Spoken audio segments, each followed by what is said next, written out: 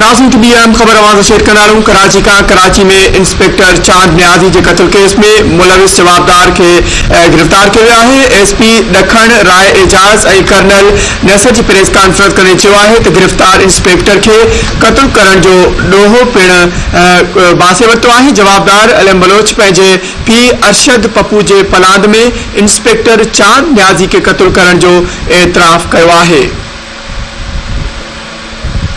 खबर के हवाले से नाज़रीन अवां खे आगाह कंदारूं। या अहम खबर अवां सां शेयर करे आहियूं। इन हवाले से वधीक तफ़सील मालूम कंदासीं। धरती टीवी कराची जो रिपोर्टर अब्दुल्ला सोलंगी असां सां लाइन ते मौजूद है। जी अब्दुल्ला, अपडेट कजो, वधीक छा तफ़सील आहिनि? जी बिल्कुल, एसएसपी ॾखण राय एजाज ऐं कर्नल नसर अॼु रेंजर्स हेडक्वार्टर में गॾियल तौर ते प्रेस कॉन्फ्रेंस कंदे चयो आहे त पाकिस्तान रेंजर्स सिंध ऐं पुलिस गॾियल कार्रवाई कंदे इंस्पेक्टर चांद जे कातलनि खे गिरफ़्तार कयो आहे। गिरफ़्तार जवाबदार अरशद पप्पू जो पुटु आहे जंहिं पंहिंजे पीउ अरशद जे बदले में चांद न्याज़ी खे क़त्ल कयो हो। जॾहिं त रेंजर्स जे कर्नल नसर जे पिणु बाबति गिरफ़्तार जवाबदार अलम बलोच आहे जंहिं पंहिंजे एतराफ़ कयो आहे त हुन पंहिंजे पीउ जे क़त्ल में मुलविस हुजण जे इल्ज़ाम में इंस्पेक्टर चांद न्याज़ी खे क़त्ल कयो आहे। जॾहिं त अलम बलोच ॿाहिरी गैंगवार जो सरगर्म कारकुन नथो थी सघिजे।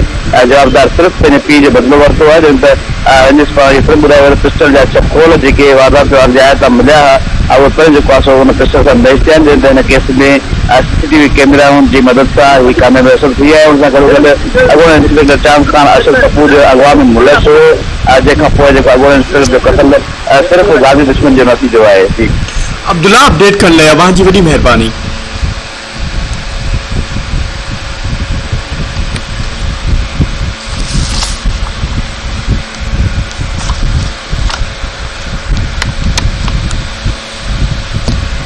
अब्दुल्ला सोलंकी नाज़रीन असांखे अपडेट करियो। खबर अवां सां शेयर करे आहियूं या ब्रेकिंग न्यूज़ अवां सां शेयर कंदा हलूं। कराची में इंस्पेक्टर चांद न्याज़ी के कत्ल केस में मुलविस जवाबदार गिरफ्तार किया विया है। एसपी ॾखण राय एजाज ऐं कर्नल नसर जी प्रेस कॉन्फ्रेंस कंदे चयो त गिरफ्तार इंस्पेक्टर के कत्ल करण जो ॾोहो जवाबदार बासे वरितो आहे। जवाबदार अलम बलोच पंहिंजे पीउ अरशद पप्पू के पलांद में इंस्पेक्टर चांद न्याज़ी के कत्ल करण जो एतराफ़ किया है।